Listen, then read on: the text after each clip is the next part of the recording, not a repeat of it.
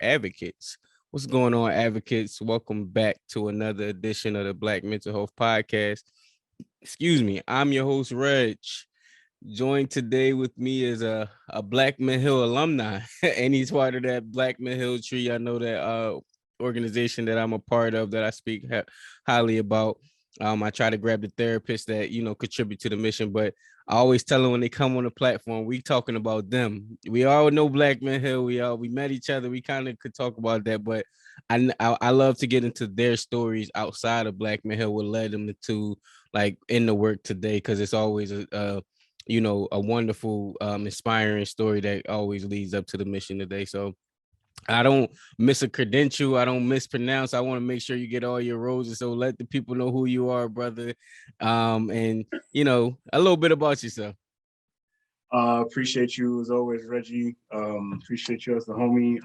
Hans Bernier is the name. I'm a licensed clinical social worker is the credential. I also have a master's in public administration. And I see those two things as secondary to, I'm a father, I'm a husband, I'm a son.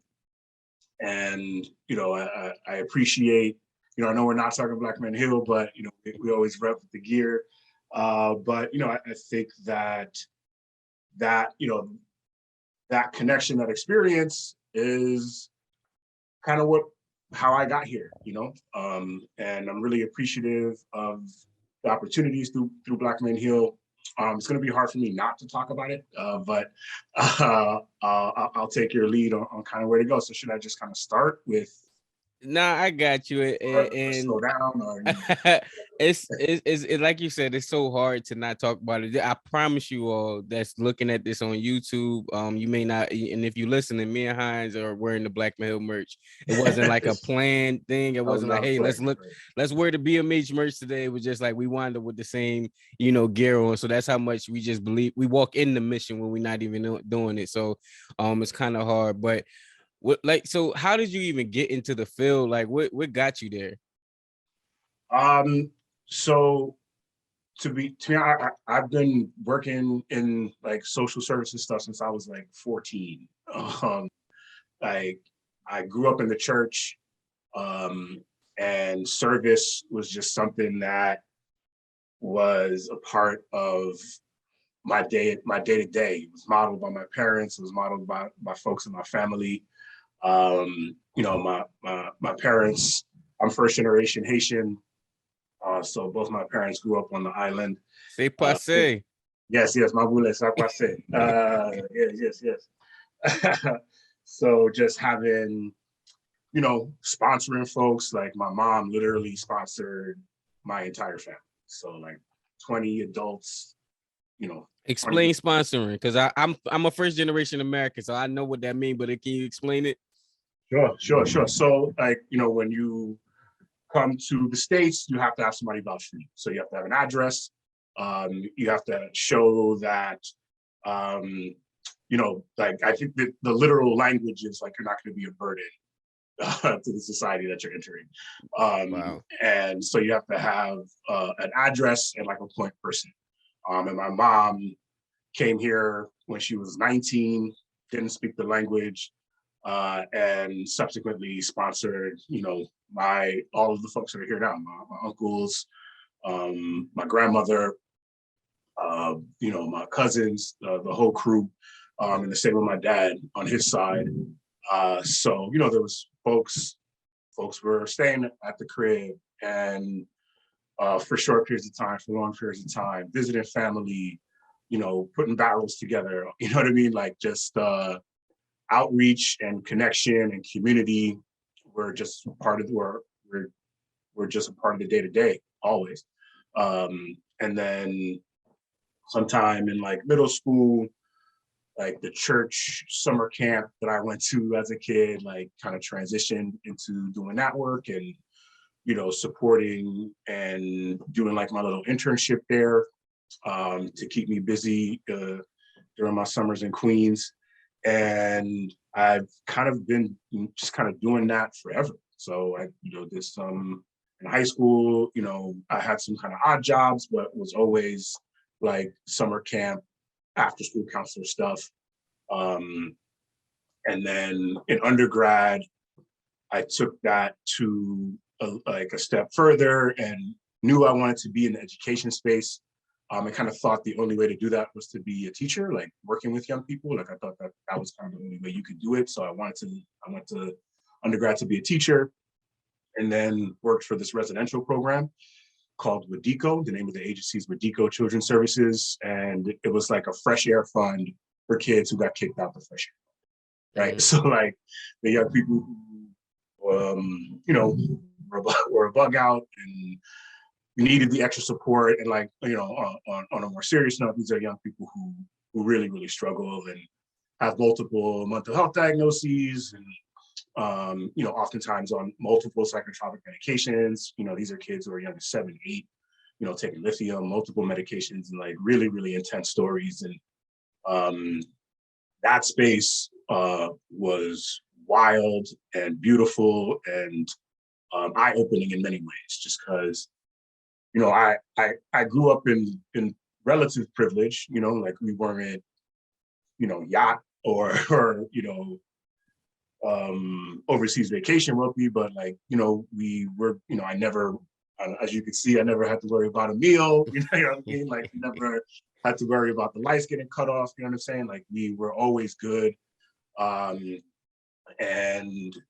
that really opened my eyes to what neglect looks like and what neglect means, and not just like individual neglect from like an individual parent, but what societal neglect does to folks and the toll that it takes on individuals and communities. And just the stories you hear. This is a 8-year-old who had been in 12 group homes.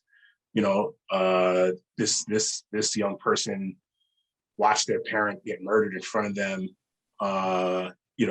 This young person, had to take care of their, they're 11 and had to take care of their 8-year-old brother, and all of those realities that you hear as stories, but then when you're kind of in space with when you're in space with the kids who are trying to manage it, just hits you in a different way. And it was a really intense space, like because of those realities, the young people reacted to their experience, right? Like life is really hard and I don't trust it. So like, why would I embrace anyone? I'm out here for myself.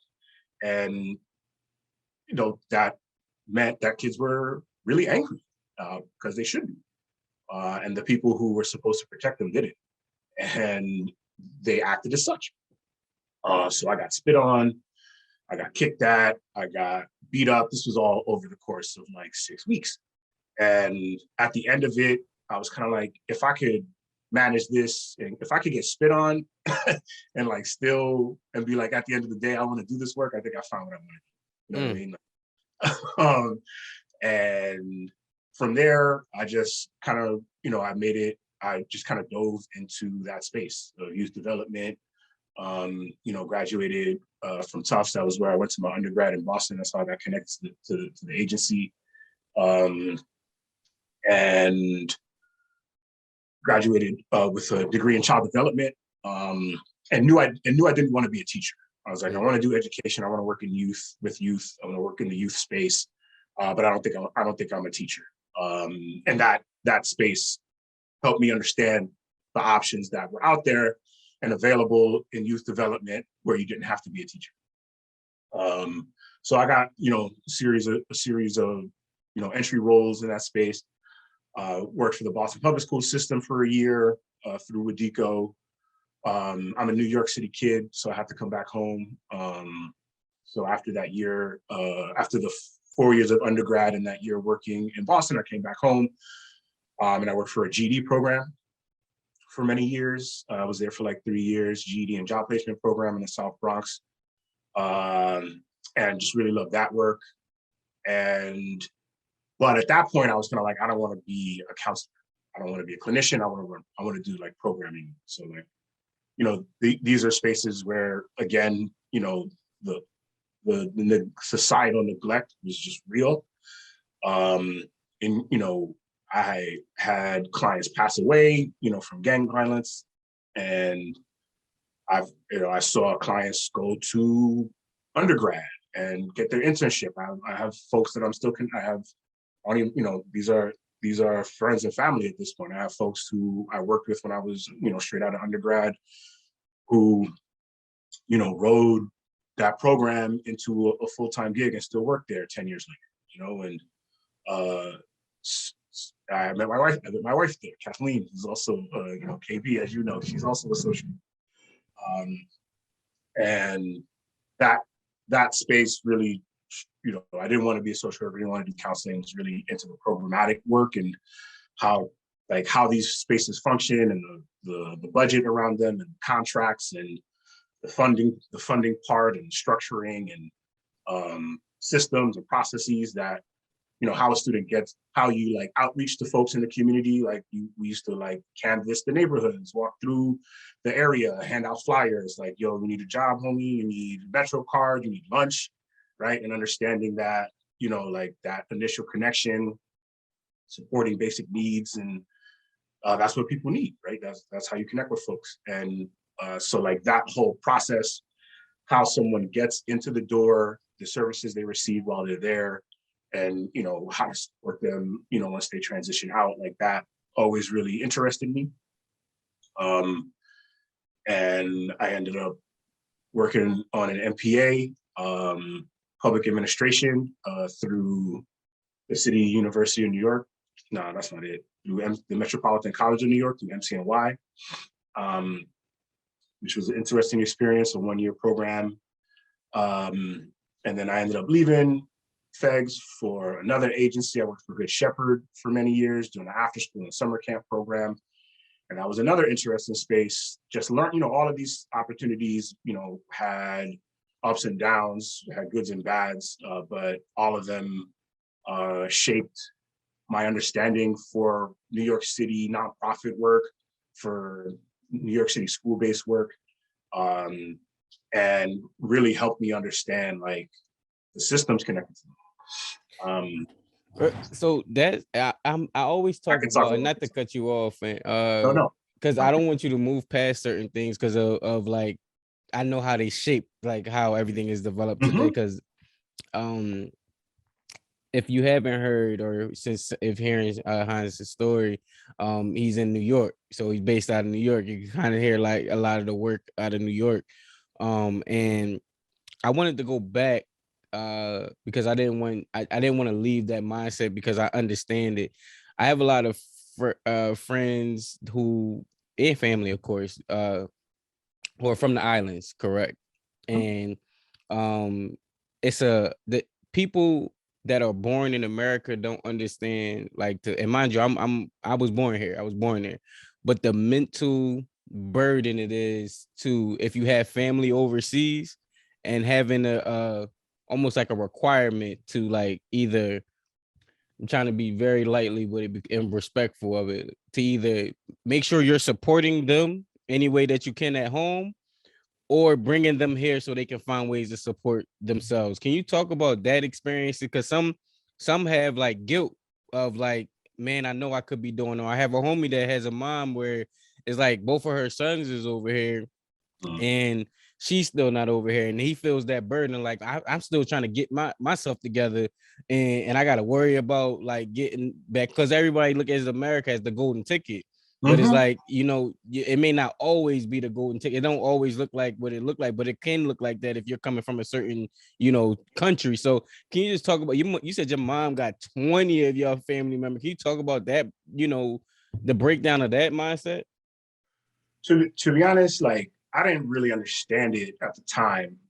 I didn't really, I knew that, we were Haitian, and in some ways,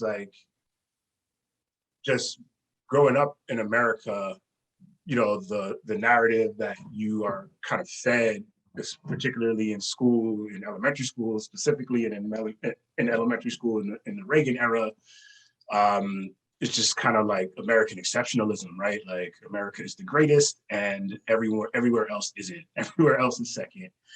So I I had to learn how to love being Haitian. Like that's not something that I knew as a little one, as a kid.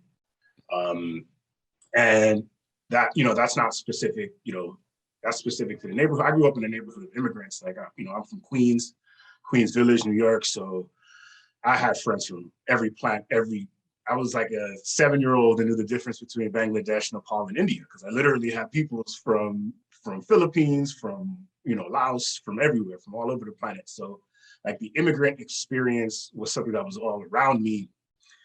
And it was not really something that we talked about like as a crew, right? Like, and I had to learn what it meant to love being Haitian and like really embracing that, that reality. And it was more about like just always being in community and knowing that like the message of there's something bigger than you, like that. I feel like that was a perspective that I couldn't put to language, like I couldn't verbalize at the time, but like knew that was how I walked through the world a little different than, let's say, my American friends, or like or again, not something that I talked about with the other members of the crew or whatever.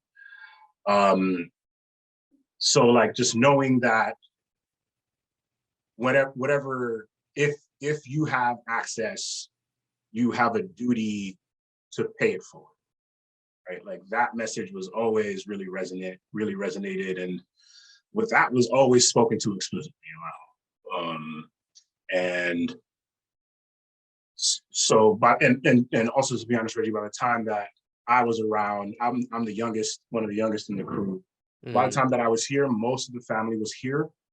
So my uncles and aunts, we would visit them regularly. And we spent a lot of time on both sides, both my mom and my dad's side. We were always together as a family, always together when I was little. So I don't think I fully understood the weight of it and the energy. And now as an adult, as a parent, like I'm in awe of my mom, man. Like my dad was always present. I am the man I am. I'm the father I am. I'm the husband I am because of my father. And it was like very typical gender roles, Caribbean gender roles. I think that's a different level. Haitian gender roles, I think that's a different level. So like dad worked, and that was dad's job, right? Like dad held it down, and mom worked too. And mom came home and cooked and cleaned and like took us to basketball and whatever, like all the things that we had. And just in retrospect, like how clean our house was, like, like that kind of stuff. Like, is it typical to say like, hey, make sure? I've always learned with like immigrant parents, I seen the thuggest of thugs do respect. It's like, hey, take your shoes off when y'all going here. I'm like, and like they scared of their dad. And I'm like, yo, I seen you outside, like you a menace, but when you come in here, yo, my dad's sleeping. Like, and I know it's respect as a parent, but it's a different level of fear or respect. I don't say fear, and I mean that's not disrespect them. It's a different level of respect with Caribbean parents or certain parents, because it's just, I don't know what that is. Can I say that? Is that fair to say what your experience was too? Absolutely. There were just things that you didn't even think about doing. Like and I got 2 boys, and there are parts of that I hold on to, the lessons that I learned and the like parenting styles and that I hold on to, certainly. And there are parts of that I don't want to continue. You know what I mean? Like, so that means sometimes my kids say things and I'm like, wow, you just said that to me, man? Like, I wouldn't even think of saying that to my parents. Can we go there, Hans? And I love, this is what I love about this podcast, because I say it all the time and I'll say it again. Y'all going to charge for this tomorrow. And so I try to get it while y'all in this space of like free, like, free therapy, free whatever, get these free jewels from y'all. And so so now me raising, I got 2 boys, of course, as well, and I've got a chance to meet Hans' beautiful family when we came out to New York for our Blackman Hill tour. But I don't beat my kids. I don't. My son says certain things that my mom would be like, "Yo," looking at me like, "Wait, huh?" And I forgot who I just said this to. It was on a podcast. I don't know if it's out already or if it's going to come out. But the fact that I used to look at like other kids and it's like, how can they say that to their mom or they dad? And now I'm like becoming one of those parents now, like, and that ingrained, like, I guess, like, level of authority versus like, no, it's a different parenting style. Can you just talk about that, like, dynamic? Yeah. Like very much, children are seen, not heard, right? And like that was said to me as a kid. And that was also like made very clear in other ways, right? Like we are in an adult conversation. Y'all go, you leave. Just go somewhere else. And then me and my cousin would be upstairs bugging out, red light, green light, whatever, playing Nintendo, all the things that we did. But there wasn't like dialogue, right? Like there wasn't questioning, right? There wasn't like, you couldn't ask why. You know what I'm saying? Like your parents asked you to do something. There was no, why do I have to do that? Are you crazy? Are you crazy? You know what I mean? Like, are you out of your mind asking why? Like, who do you are? Be like, and so respect for authority, the community piece, the work ethic, right? Like the presentation, right? Like you're about to go somewhere, you have to be presentable, right? Like these are things that I hold on to. These are the parenting styles that I look to continue. I'm in an interracial marriage. My kids are biracial. My kids are Black.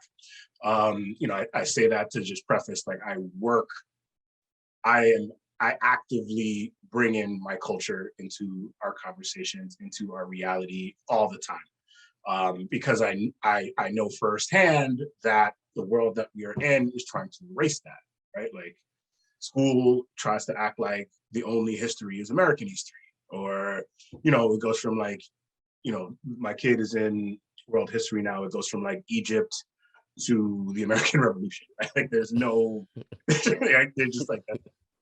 3,000 years, man. Like they don't honor the global reality. So I know that I have to talk about the Haitian Revolution. I have to talk about Toussaint. Like I have to have these active conversations. I have to make I have to make rice and beans. I have to, show my little one how to cook plants, how to make plantains and all this, right? These are the things that these are the parenting styles. These are the lessons that I take with me. What I try to shed is the, seen, not heard, right? I want my kids to be both seen and heard all the time. I want them to feel confident in saying, I don't want to do that, right? Like I think that's really important for kids. And can I know why I'm doing this? I think that's really important. Like that it's really important for them to understand why they're doing something. And it's not a disrespect. I don't see it as a disrespect. Yeah, I feel it as a disrespect, right? Initially, I want to jump off my skin, like, kidding me right now, right?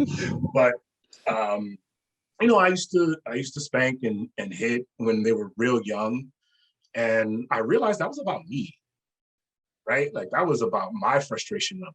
That was about me losing control. That wasn't about their behavior. He was like 4. My little one's like 4. He doesn't know what, he's 4. You know what I'm saying? Like, and if he did this to me tomorrow, I might not put my hands on it, right? Like because of where I am. And the yelling, these are the forms of communication of like how I kind of grew up with, right? Like when I tell you to stop, you stop. And I understand the reasoning behind it. And I'm not here disparaging the Berniers by any stretch. You know, again, given their realities, like my mom talked about my grandma, like, you know, but how I grew up was cookies and cupcakes, you know what I'm saying? Like relative to the realities of growing up on the island and the switches and like, you know, rocks thrown at her and like, you know, like, you know, what was seen as discipline certainly could be classified as abuse in many spaces, right? Like, so, you know, kneeling on rice and all that, right? Like that's. Ooh, I ain't hear that in a minute. Kneeling on All rice. right. I didn't have to do it, but I think my I did mom not used have to to. tell me about that. Right. I did not have to do it. And my parents didn't really put their hands on me as a kid. Handful of times because I was a bug out as a kid. But it wasn't like a regular experience for me. And my mom was really like vocal about that. She was like, I grew up getting beat. And I will not, like, that is not something I'm going to perpetuate. That is not something I'm going to carry on. Because I remember what it did to me and how it made me feel as a little one. And that is not something that I want to continue. Yeah. So that was a part of my experience. And again, not to cut you off, but that I never got like the crazy, you know, beatings or whoopings. I seen people get it like in my household and I'm like, that was enough for me. I'm like, that looked like it hurt. And I don't want to feel that. So, so I got it here and there, but for the most part, I never got to that point. Honestly, a lot of talking was good for me. Like just the disappointment, just the like disappointing a parent, just the, you know, a little yell or raising of the voice was enough discipline, quote unquote, for me. And I realized that because I don't even think the beatings work. And I'm curious to ask one of my family members when I talk to them, I'm gonna see like, did it work? Was that because I remember at one point they were coming to me like, you know, I just cried so it can get over faster, but it didn't really hurt. And I'm like, well, that wasn't an effective. It didn't accomplish the goal. I'm thinking then, you know what I mean. And so now I realize that, and it's just trying. But I wanted to ask you because you touched on the topic of that feeling of disrespect and it being more about you than it is the child. What is that? What's that like? How do you manage that though? Because I think it's more ego than it is like, you know, you actually disrespected me as a parent. And I'm learning to like my mold that, but I got two boys, I know you know that feeling of like as a man you don't want to feel disrespected, and also as a parent you don't want to be disrespected. So can you talk more about that? Yeah, I mean sometimes it's disrespect, right? Like That too. sometimes they're just talking crazy. And that too. That's a different. I don't know if it's a different conversation, but it still doesn't justify putting my hands on my kid. Like that's where I'm right. Like even if my kid does disrespect me, we have other means to figure that out, right? Like what's going on with you? Why are you in a space where you think it's okay to come at either of us this way? We don't do that, right? Like our you know, both mom and dad, right? Like we are here, we are a family that talks things out. You know, we are a family that, you know, that understanding of service, like that's the stuff that drives me, where I will kind of come out of my face. Like if they're being like bratty or entitled, right? Like expecting something because they simply exist. Those are the things that I'm still trying to find a way to walk through calmly. And some, you know, I guess you know, I'm a person, like I'm allowed to not be calm, right? Like I'm a human being. And I also don't want to act like you have to not show emotion all the time, right? Like you got to be flat, or you got to be cool, or you got to be chill all the time. Like if you say something wild, like you're gonna know that I am upset. And that's okay, right? Like that part is okay too, right? Like I am upset right now with how you're behaving. And there are going to be consequences, right? Like you're not going to get to do this and that, or like all we do is bust our ass to like make sure that you have things, and that is a privilege. That's not a right. That is a privilege that you are connected to, and if you can't handle that privilege, then you don't get it, right? Like, you know, that's certainly a reality that that there are consequences for your actions if you behave. Like those are things that are really important. And that doesn't have to happen. You don't have to do that by hitting your kid, right? I think there are other options. And I'm also clear, 2-parent household resources, right? Like having a child helped me understand what frustration means from a parent in a different way, right? I worked with kids my whole life, and I didn't understand. I have stopped working with kids, like because of my children, right? Like I've made a conscious decision to step away from education and like youth work, because I got enough. So I am actively working with adults only at this point in my day to day. And I'll come back to the youth development space at some point, but like I don't feel like I have the energy for it really. Like I gotta, because it requires a lot. Like it requires a does. lot of patience, man. Mm-hmm. And I was working in a middle school, and at one point, it's like this child was telling me, this kid called me names, and I don't want to hear this. You know what I mean? Like, this is, what are you talking about? Like, why do you care? Who cares? And I was kind of like, that's not fair to them. That's not fair to that kid. Yeah. That's not fair to this kid. Because I remember when you were 13 and your friend, came at you, or somebody who you thought was your friend, did you learn about how to navigate relationships and people who you think are there with you, and finding out that they're not? That's devastating. Mm-hmm. Right? Like that takes a lot out of you.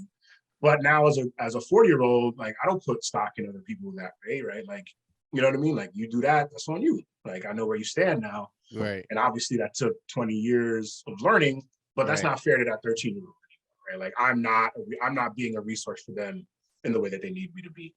So I shouldn't be here. And coming back to the question of like, how do you manage disrespect? I'm still working on it, man. Like we have family meetings, and we kind of do them reactively right now. When we feel like the kids are like just driving us bananas for like an extended period, like it's been like 3 weeks, and like all of those 3 weeks have been really hard for all of us, right? Like we're bickering a lot, like we're not really like enjoying each other's time. Like, we are in space, there's tension. We're like talking crazy to each other. I'm yelling a lot. I find like they're not listening. I'm feeling high levels of disrespect. And when I feel like we're in that for an extended period of time, Kathleen and I are just like, let's just all sit down. We just need to all sit down. And I kind of run it like a group, like I would do with the youth. So we do a check-in at the beginning, 0 to 10 and why, and have like a couple questions to answer. And then we'll do like some sort of game, right, to end it as a way for us to like bring joy into the space and like connect with each other. And so I'm still finding the answer for that stuff in the moment, but like I always go back to like, what would I tell a parent of a student that I was working with, and like how should I manage it? Because I lose that perspective when my kid is in front of me, like turn the game off, it's dinner time. You know what I mean? Like I just lose none of that.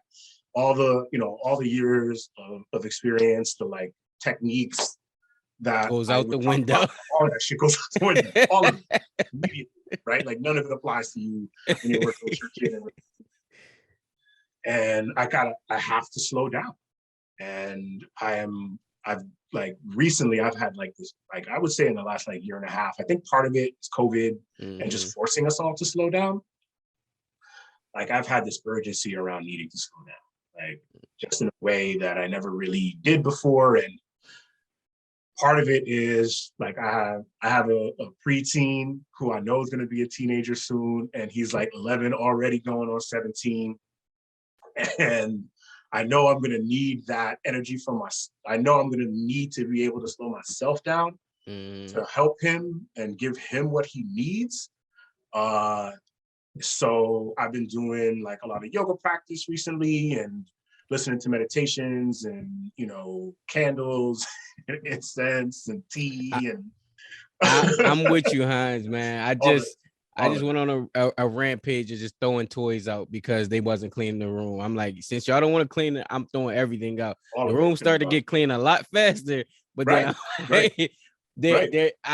I'm throwing out toys that my wife is buying, or like loved ones and stuff is buying, and it's just going in the trash. And it's like, what happened? And they didn't want to clean up, so I threw that shit out. Yeah. But I Right. had to slow down, like you said. I just want we're gonna have a happy medium. Like, all right, they Hmm. probably Hmm. do need to get rid of some of these toys because they're not Hmm. playing with them and they're just creating a chaos. But you don't need to throw away the cars that he just had bath time with, like last night. Like he actually values it. He just, it needs some gentleness to it. You brought up being in an interracial relationship, and I think that dynamic is shout out to KB, man. It like I had a chance to meet KB, man, and she was wonderful and was a great help with the experience, and she just has a cool personality, man. And I appreciate genuine people like that. Um, but talk about, I don't want to say the tension because that's probably not the best word. We're in a what they call, I guess, a racial reconstruction, and the Hmm. dynamics of like George Floyd and Breonna Taylor and those different things, they start to penetrate culture and everything and different dynamics. So how does that play out with your household and just coming from, like you said, I'm making sure my Haitian, heritage is coming in, but also we got these black babies we got to worry about, and you being their mom, and like how does that play out? You know, Kathleen is really open to talking about race and race dynamics. Like that was something that has always been a part of her vocabulary and understanding. Like I met Kathleen at the GD program. So the we were really good friends for about 4 or 5 years before, we connected and became a couple, before we got married, before we had our kids. So we knew each other really well. And one thing that drew me to Kathleen was her dedication to service, right? Like she was a social worker when I met her. She was the social worker for that program that we worked in, and she was just always about it, right? Like always, not there are white folks who walk through this work sometimes with a like, you're lucky to have me. And Kathleen's approach has always been, I'm grateful to be here. Mm. And like that has always been her energy. That has always been her how she walks through the world. And that continues in her work today, right? She leads the CTI program, the Center for Trauma Innovation through Exodus Transitional Community. It's a nonprofit that works with folks coming home from prison. So the CTI program is a community resource for Harlem that provides all kinds of counseling services, individual, group, yoga, dog therapy, everything you could think of, right? And like every day she comes home, like, I am so grateful to be in this space, right? Like there's just a reality to there is a real talk that happens in spaces that have been neglected by the society at large, right? Like there's just no time for the bullshit, right? Like I Right. don't have time to sugarcoat, like I don't have the energy to like double talk. I don't have the energy for professional talk and jargon. Um, I'm just gonna tell you what's going on. And that that there and I think that is how Kathleen walks with me. So we talk about race dynamics all the time. We also live in a majority white neighborhood. Like I'm in Putnam County, which is like an hour and a half north of New York City. And like Trump flags and Blue Lives Matter flags all over the place.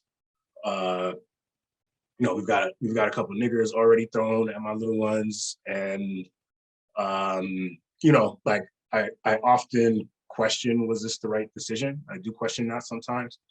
And like my kids are really big, and we were in a 2-bedroom apartment in the Bronx, and like that didn't feel fair to them either, right? Like I remember the moment that we made the decision to move. It was like February break. My kids are playing in the crib. They're like, we got a little basketball hoop. They're jumping up and down and yelling and screaming. And this guy knocks on the door, and he's like, I'm not trying to be an asshole, but like, you are mad loud. It's Oh, what, white guy? Tuesday. Yeah. And, to be fair to him, it's like, it's Tuesday at 1 o'clock. I work from home, I have a Zoom meeting, I'm directly below you, and it sounds like there are horses running like in the meeting that I'm in right now. And I was like, like and we had been there 10 years. No one had ever said anything to us. My kids are already like 6 or 7. And I was like, I hear you. I'll tell them to chill. And I have to tell my kids to stop playing. Right. It was the middle of the winter. We couldn't go to the park. I'm like, that's not fair to them. Like, they need to be able to do their thing. Right. Like, and given the like financial realities in New York City, like we couldn't buy a crib in New York City, obviously. Westchester is out of reach. And like this dumb shit's gonna happen anywhere, right? Like, there's something to deal with wherever you live with, and this is the thing that we deal with here. And so it's like, it is super important for us to be honest about, like, you are around some people who are probably gonna say some wild shit to you. But this is the country, right? Like, this is more indicative of what it means to be America than than Queens Village and the Bronx, right? Like, those are, those places are beautiful and special, and certainly, like, we go back to them regularly. But this is what it is, right? Like, this is how white America, this is what they think about us, right? Like, and how are you going to navigate that? My little one doesn't quite get it yet. He's not quite there yet. Miles is going to be 10. He's 9. He's going to be 10 in October. Gabriel's going to be 12 in February. And like, I truly believe that Gabriel is an empath. Like, he knew this stuff from the womb. We were watching, the St. Louis riots with Mike Brown. I remember watching it, just having it on, and it was, I thought the kids were asleep. He was like 4, and he just like comes up, and it's like, "What's going on, Daddy?" And like, knew something crazy was happening. I'm pretty sure I was crying while watching it, and he was like, "Why would they do that to him, Daddy?" Like, he was a kid. Why would they do that to him? And like, he's had that understanding and like empathy from the gate. So we talk a lot about race and race relations and what it means to be Black in this world, and what they're not teaching you in school, and what questions you should be asking your teacher in school. And and he's a smart kid, so he's like, if they're not teaching me in school, why do I gotta go, right? Like, these are the kind of things we go back and forth. He tries to do that shit at me, and we go back and forth. he's your right? kid, so I know that's difficult when you got to combat you almost, because you coming with your facts and you coming with all of these different things, and it's like, you made a good point, son. Right? Like, if they're not going to teach me, why do I gotta go? So like, and I cherish that, right? Like, and those are the things where I want him to question, right? Like, I want him to question. Like, don't take anything on his face. Like, know that what didn't they tell you, right? It's not just about like what question that you gotta ask, but like, look who's in the book. Look at the picture, the names, look at the faces, right? Like, what is, and the things that are missing are not by accident, or intention. And it is you, like, I have the responsibility of filling that gap for you. And so we do it constantly. We talk all the time about it. And also knowing that, like, that's not this space has no interest in doing that. And frankly, it's not their responsibility. Like, that's not what they do. And that's a better way to say it. It's not what they do.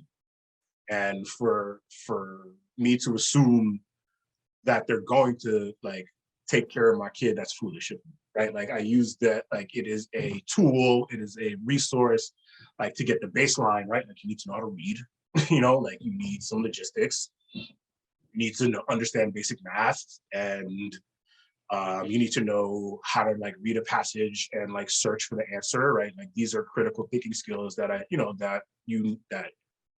have to figure out. Everything else you can question. Like, we're not questioning about doing the work. You're going to do all of the work, right? Right. Like that's not a part of the conversation. But you can question why you're doing the work, why you're not doing other work, right? Like what needs to be supplemented. Those are things you can question. But you got to get the basic tasks done.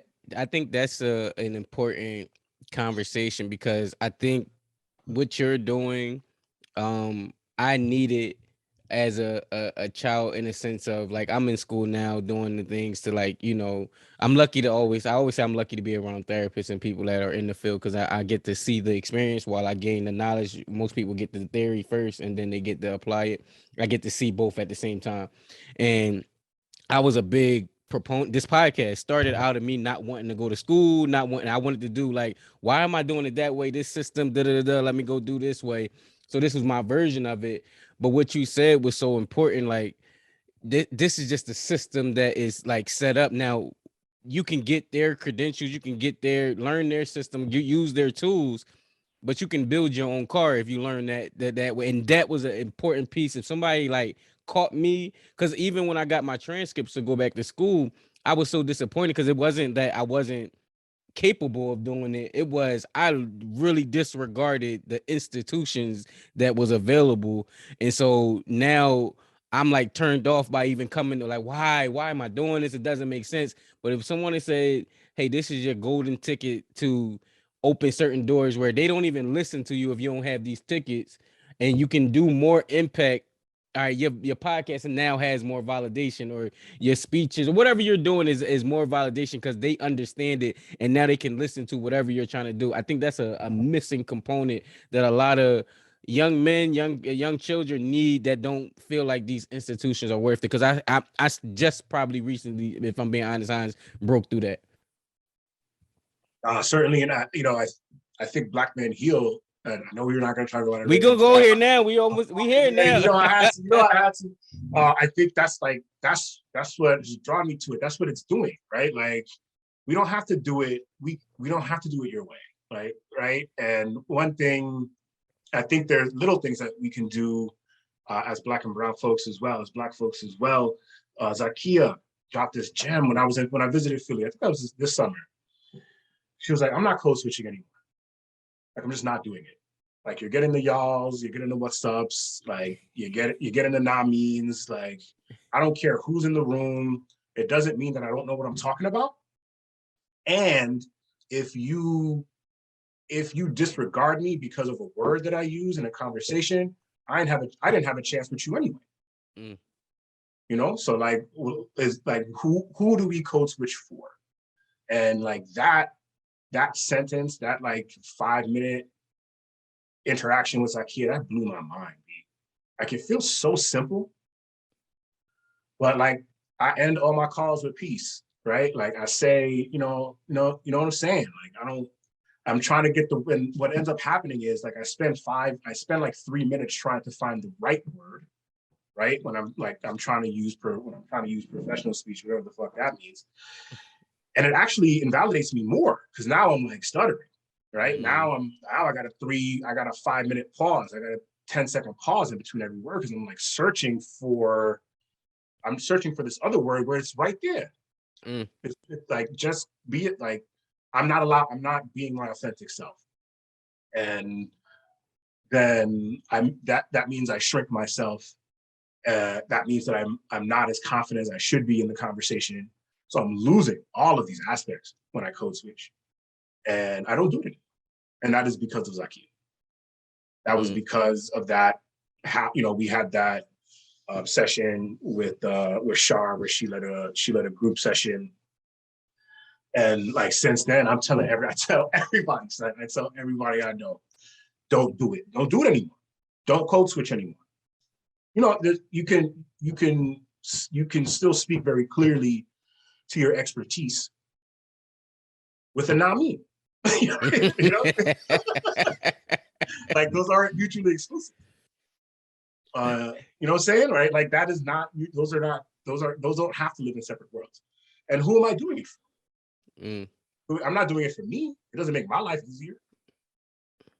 It's to comfort others. And like, nah, no more. I'm doing it. I think it's like you said, it's to comfort others. And I think when they teach like speech, and they teach like Like even me using that right now, like those are space fillers where it's like it's a better choice as a word that mutually can get your point across and Mhm. them someone else understanding. And so it's a delicate balance of like and me saying the like or whatever. Mhm. And Mhm. but Mhm. we can say nah me and just know what that means off the back where somebody else may not understand. Like, no, I don't. You just condense a whole sentence into like two words. Now I mean, do you understand what I'm saying? Like, so it is a delicate balance, and I think that also too, Hans, if I'm being honest, from my perspective coming in and your perspective having the experience and looking, outwards, it's that comes with time and experience, and you build that confidence. Because as of now, I still feel like for me, because I'm not as confident in the work yet, and I haven't gained enough credentials to solidify that. Now I mean, know what I'm talking about. Like I know what I'm Mhm. talking about. I Mhm. still kind of like not code switch, but like learn their language so that way I can mix. Again, I didn't sound like I was code switching just now when I was talking to you, but I Mhm. can mix Mhm. their language into the stuff that I already know what I'm saying, if that makes sense. I hear you. I hear you. And I would push back on that, Reggie. Right? Like there are, I think another part of Kathleen's work that has really opened some eyes for me is that lived experience means a lot, and you can have a lot of degrees and not know nothing. Mm-hmm. You could have a lot of there are career academics, and no, I'm not disparaging anybody in the research space, but like you can read about an experience all you want, right? Like you can even observe, you can have an observation of an experience, but if you live it, you just have you have a completely different understanding of that. And I think that gets discounted a lot, specifically I think in social, right? Like I think there should be a lot more paths for working professionals, for folks who are working in the social service space to connect to the degree. Um, because if you got 5 years working in a program, you got 5 years, community outreach, like if you got that level of experience under your belt, you're coming in with a very different understanding than somebody coming straight out of under. That behind that's what you're saying is we saying the same thing.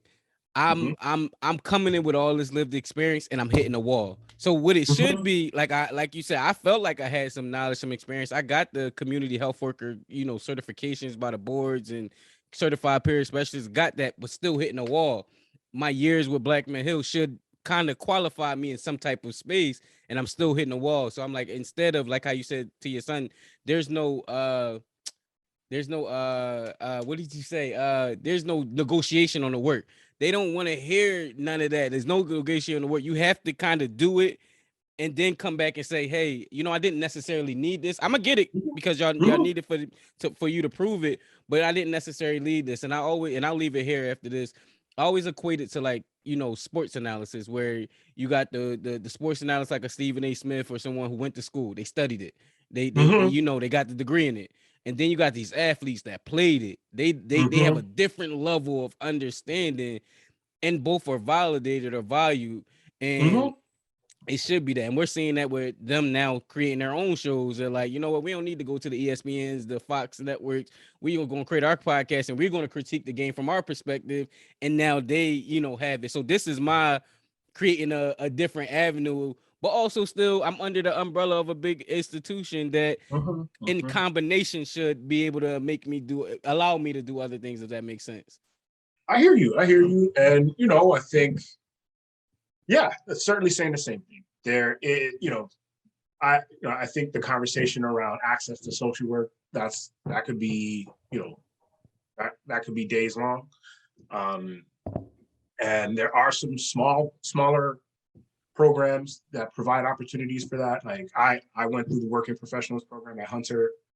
I know Columbia also has a working professionals program, but those are like, the 2-year program is, something like 600, 700 people. These programs are 50, 60 people, right? Like, Mm-hmm. so just much smaller So that means like they don't have as many as many professors to provide, to teach the classes. And I just find, and again, I'm not here to disparage folks who come straight out of college. Like, I'm not here to disparage researchers and, working academics. But there are already people in the communities doing this work, and certainly have a lot to teach folks who are supposed to be the ones teaching. You know what I mean? Like, who are on paper the ones teaching. And there are tons of folks there, who have been in the communities forever, really as change agents, right? And like, that's what social work is supposed to be. It's supposed to be access, resource, and agents of change. And there are tons of folks already in all of our communities who have a lot to share, and we have a lot to learn from. And that's not always the stance in academic space. You know what I mean? And that's a shame. No, and Hans, we'll close out talking probably like one more question because I'm very respectful of time. That is one of the goals of mine, is to validate those individuals, like by saying, hey, I went through this, but I also went through what y'all call as the top. And we need to find ways to change laws or create a career path for these individuals, because I've worked with people I know they could connect with the community way more than I could connect, but because they're not validated by certain degrees, and they probably never want to go, then it doesn't sit right. But if the whole goal is to connect and heal, then we should find a way for them to have a logical. And again, it's not to disregard the collegiate path, but it's to integrate that type of experience as well. And I think that's one of my goals in this sense. So I appreciate you for bringing that up.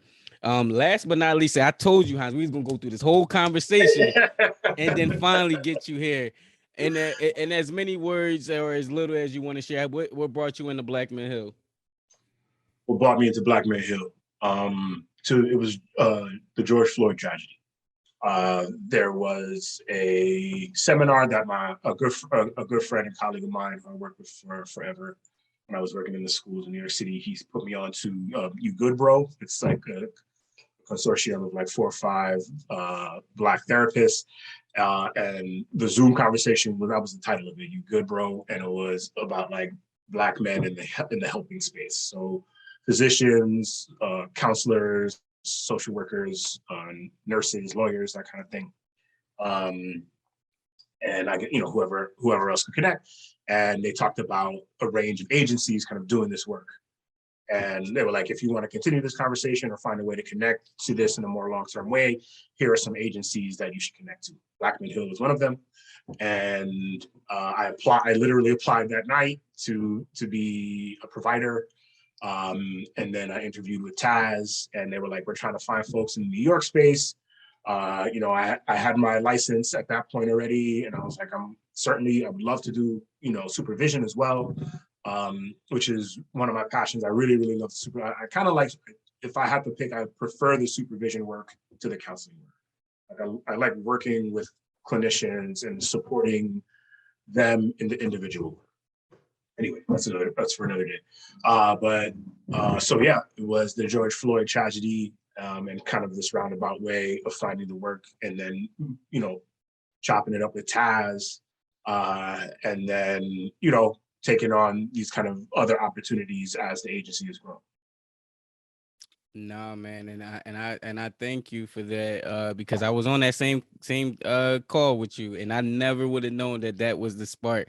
I was there. I think it was Rashawn. Yes. I'm gonna have all of them on. Right. They will all be on. Right. We all have conversations at some pace, so I'll definitely. I think I already had Aaron on, so it was a couple brothers on there, and they shout out to them for putting that on there too. Any last words, man? I appreciate you for coming on. No, I appreciate you. Thank you for creating the space, Reggie. And always looking for other ways to connect. So hit me up. Let's figure it out. Nah, no problem, man. And on that note, please subscribe, follow, and leave a review on iTunes for the podcast, man, so we can have more therapeutic conversations like this. I love these type of conversations because of the people we brought on and the experiences. And again, Hans, we didn't know where this conversation was going to go, but I'm happy it went the way that it went. Um, and on that note, always remember that this platform has not been about a replacement to therapy. This is an alternative place where people share therapeutic stories. Thank you for listening. Appreciate